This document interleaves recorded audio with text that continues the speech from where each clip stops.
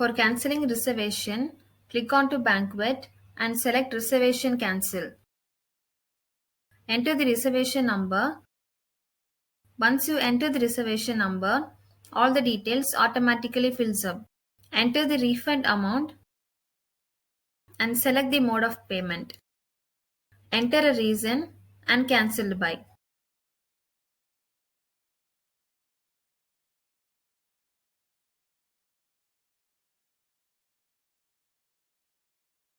Click on to Save option. Reservation cancellation saved successfully. For viewing reservation cancelled report, click on to Reports and select Reservation cancelled report. Enter from date and to date and select Show option. Details of the reservation on that particular date is shown.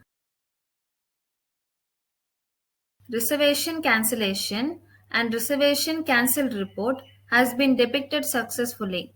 Thank you.